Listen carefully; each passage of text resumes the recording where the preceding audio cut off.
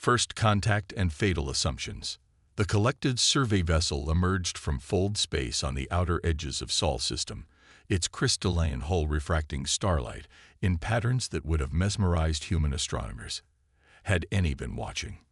The ship's neural network processed the astronomical data with cold efficiency, dismissing most of the system's planets as uninhabitable until its sensors focused on the third planet from the star.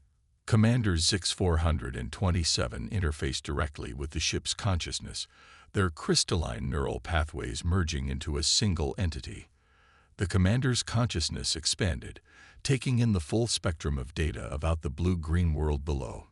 Their species had long since evolved beyond the need for verbal communication, but if translated, their first thoughts about Earth would have been disappointingly bureaucratic. Resource World Category C, primitive dominant species present, minimal technological advancement, recommended for standard harvesting protocols. The collective had discovered thousands of worlds like this one in their 10,000 years of expansion. Their standard procedure was well established: observe, catalog, and extract resources with minimal interaction with the native species. They had perfected the art of remaining invisible to primitive races while systematically stripping their worlds of valuable materials. But Earth would prove different, though Zix 427 couldn't have known it then. The first hint came when their cloaked mining probe encountered unexpected resistance entering Earth's atmosphere. The humans' primitive radar systems shouldn't have detected it, yet somehow multiple defense systems tracked and targeted the probe simultaneously. The probe's destruction was dismissed as a malfunction. The collective had never encountered a species at this technological level that could detect their cloaked technology. Their arrogance prevented them from considering that humanity's chaotic, redundant, and seemingly inefficient approach to technological development might have accidentally created detection systems that worked in ways the collective had never considered. When the second probe was destroyed, Zix 427 was forced to pay closer attention. The human communication networks they monitored buzzed with activity, instead of panic or religious hysteria, the usual response of primitive species to unexplained phenomena. The humans were methodically sharing data, forming hypotheses, and adapting their detection systems in real time. The collective's third attempt to establish a covert mining operation triggered a full military response.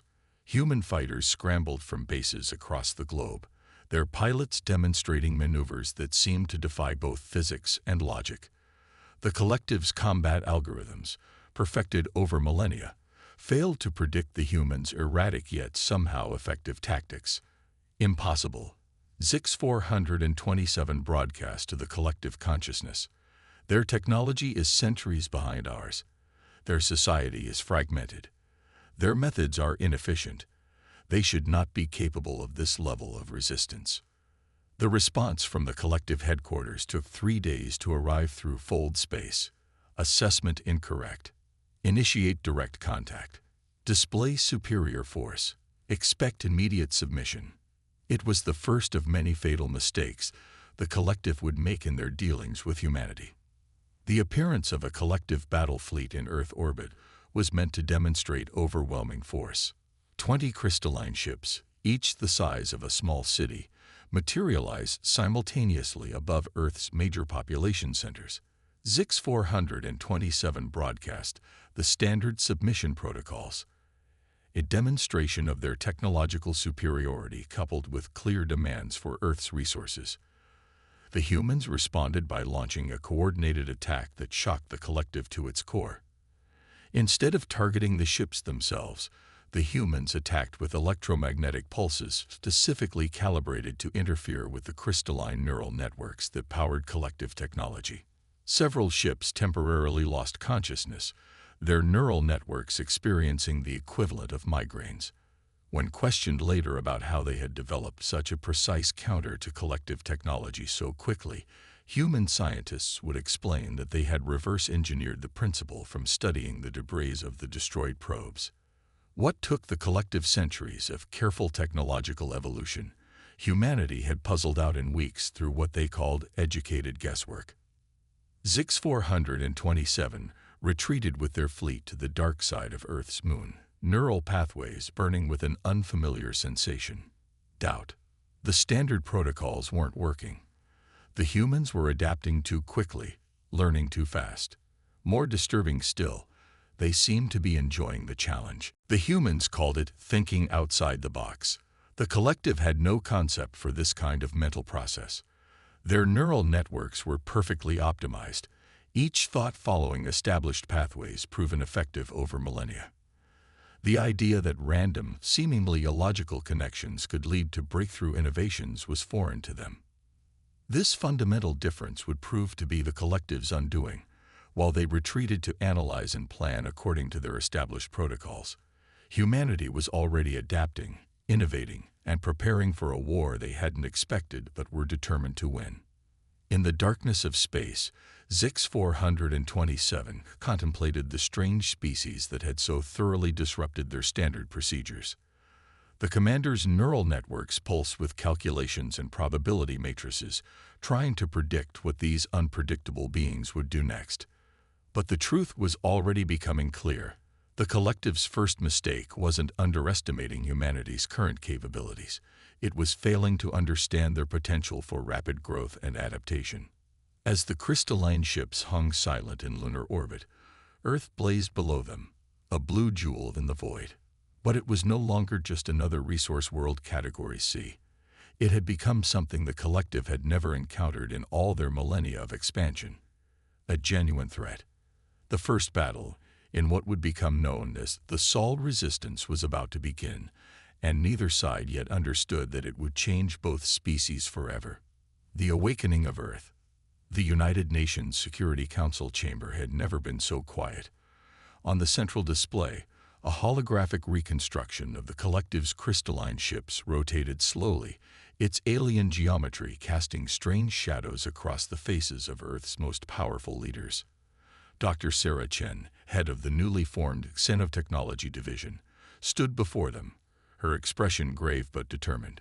"The good news," she began, "is that they're not invincible.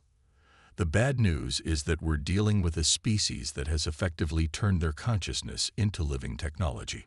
Every piece of their equipment isn't just advanced, it's alive." The revelation sent murmurs through the chamber.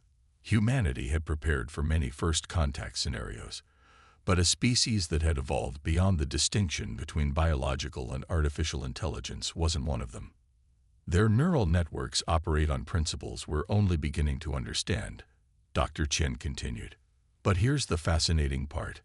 Their technology is perfectly optimized. Too perfect. They'd eliminated redundancy, chaos, and uncertainty from their systems.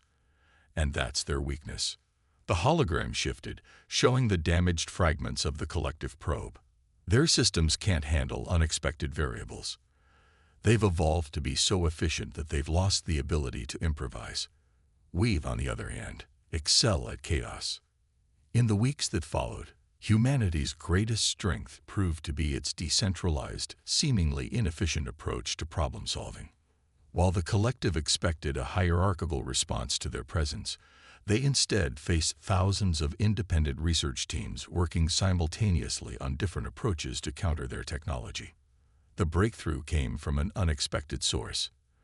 Dr. Maya Patel, a teenage prodigy in quantum computing, discovered that human brainwave patterns could disrupt the collective's neural networks. Their technology expects order, she explained to a roomful of skeptical generals. Our minds are naturally chaotic, creative. To them, our thought patterns are like static noise, and we can weaponize that. The development of the first neural disruptors was rushed through testing in underground facilities across the globe. The technology was crude by collective standards, a hybrid of conventional electronics and biological interfaces that would have horrified their aesthetic sensibilities. But it worked. The first real test came when the collective launched their initial attack on Earth's major cities. Their crystalline ships descended from orbit in perfect formation, their neural networks coordinating with mathematical precision. They expected to encounter primitive projectile weapons and crude nuclear devices. Instead, they found themselves facing weapons that turned their own consciousness against them. The Battle of New Delhi became the first turning point. When the collective ships approached the city, they were met with a barrage of neural disruptors. The weapons didn't damage their crystalline hulls, but the chaotic patterns of human thought, amplified and focused into concentrated beams, sent their neural networks into disarray. 3 ships crashed into the Indian Ocean, their perfectly ordered minds unable to cope with the cognitive equivalent of sensory overload. But humanity's advantage was temporary. The collective adapted, developing shielding against the neural disruption.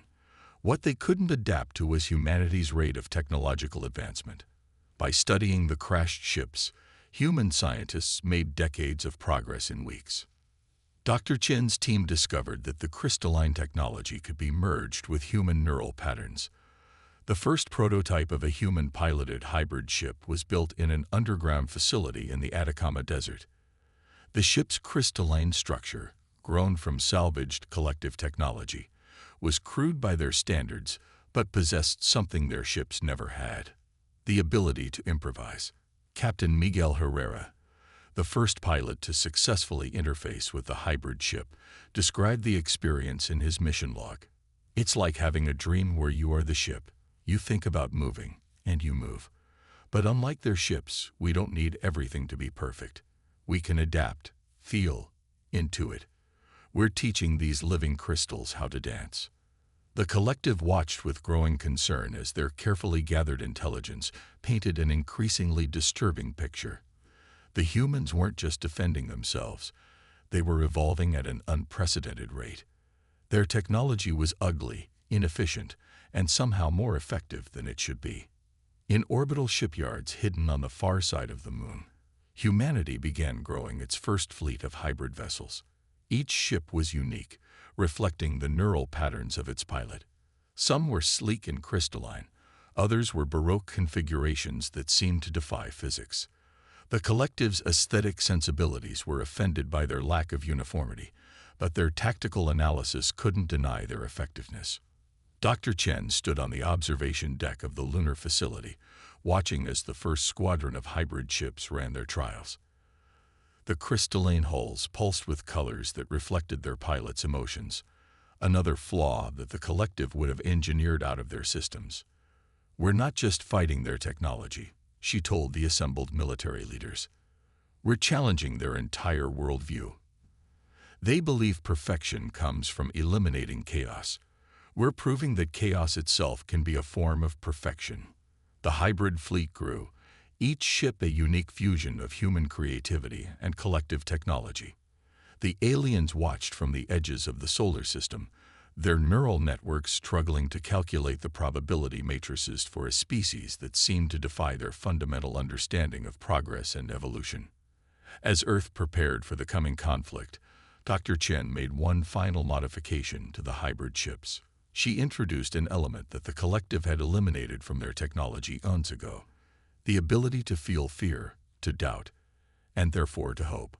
The human pilots would go into battle not just with superior technology, but with the full spectrum of human emotion as their weapon. The stage was set for a confrontation that would redefine both species' understanding of consciousness, technology, and evolution itself. The collective had awakened something they couldn't understand, and humanity was about to show them the power of controlled chaos. The neural advantage. In a secure facility beneath the Swiss Alps, Dr. Maya Patel stood before a wall of neural activity displays, each showing the brain patterns of different hybrid ship pilots. The patterns pulsed and shifted like abstract art, beautiful in their complexity. But it was their imperfection that made them powerful. "Look at this," she said, pointing to a particularly chaotic pattern. Captain Rodriguez's neural signature while executing evasive maneuvers. The collected ships would consider this mental noise waste energy. But these irregular patterns are what allow us to do the impossible. The discovery had come 3 months into the war.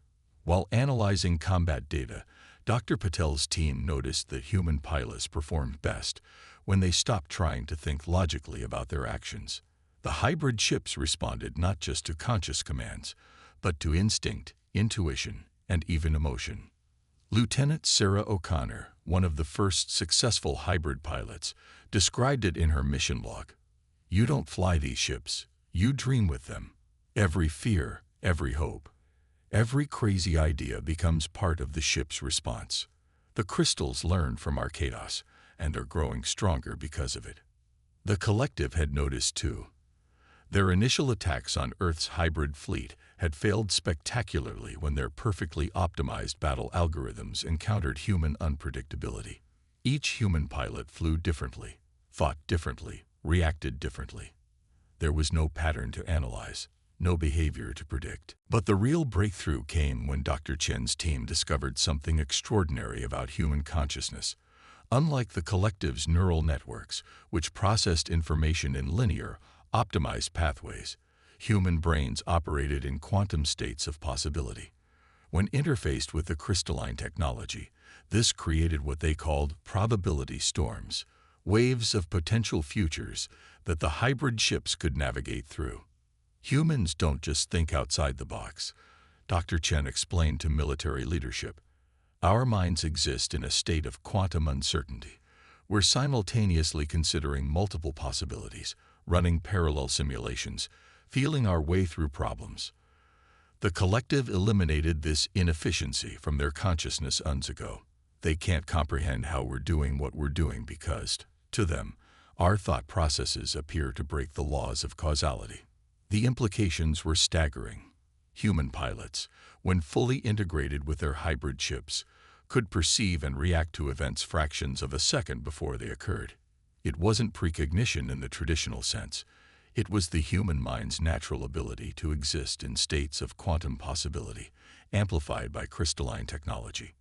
The first large-scale demonstration of this advantage came during the Battle of Mars.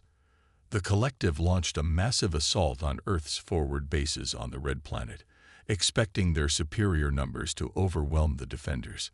Instead, they encountered something that defied their understanding of physics and consciousness.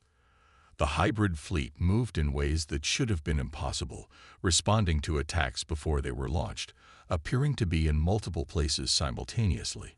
The crystalline ships of the collective, bound by their rigid neural architecture, couldn't adapt fast enough to this new form of warfare. Commander Jessica Chen, leading the defense of Mars, described the experience. "It's like being in a dream where you know what's about to happen. Not because you can see the future, but because you're simultaneously experiencing all possible futures. The ship becomes an extension of that quantum state of mind. We're not just flying through space, we're flying through probability itself." But the advantage came with a cost. The human mind wasn't designed to exist in such expanded states of consciousness for extended periods.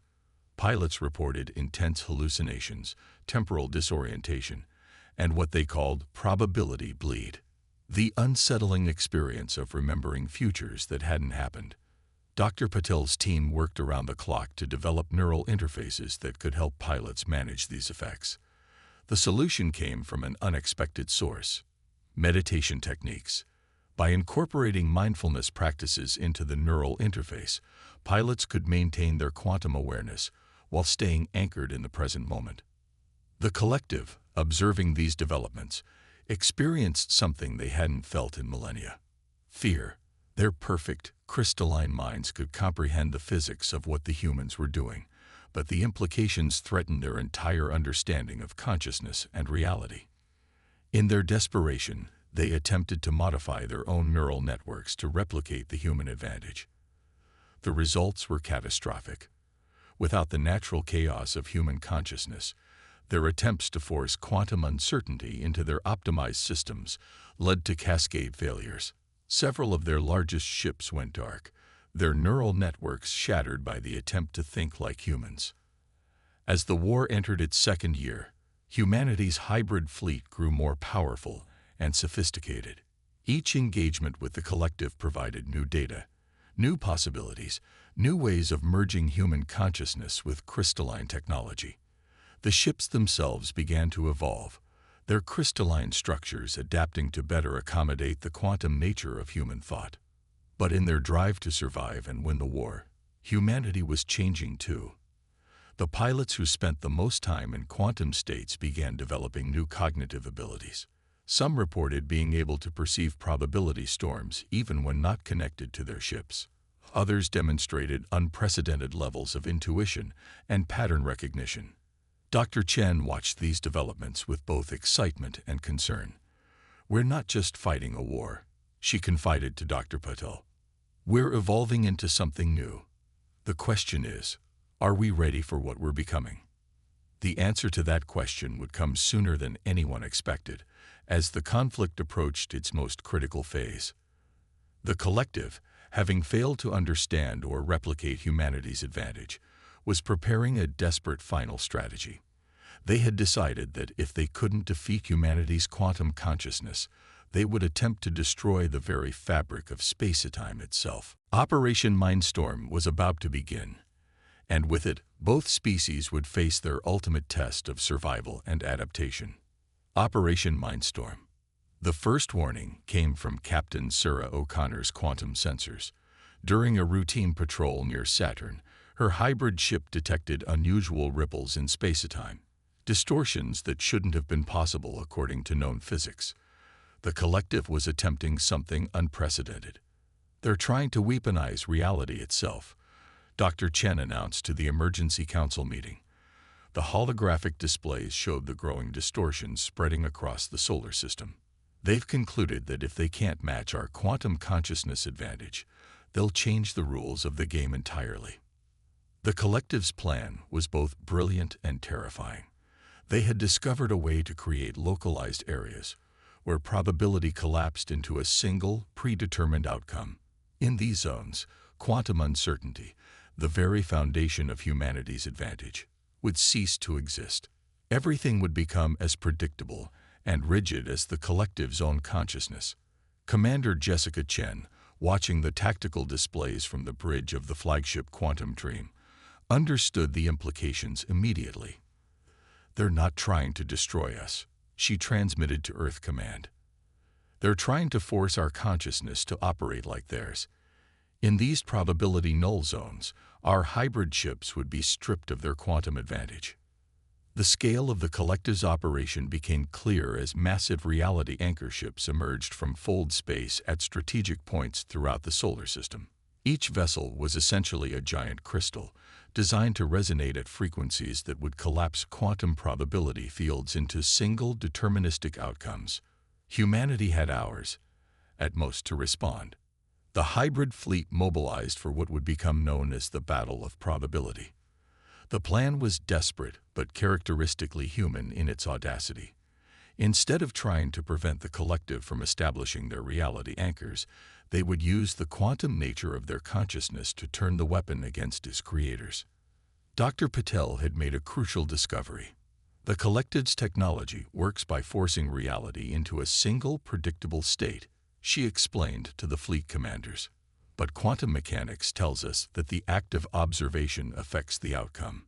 If we can maintain our quantum state of consciousness while inside their probability null zones, we might be able to influence which reality becomes fixed. The battle began in the rings of Saturn. The collective's reality anchor ships activated their resonance fields, creating expanding spheres of deterministic space.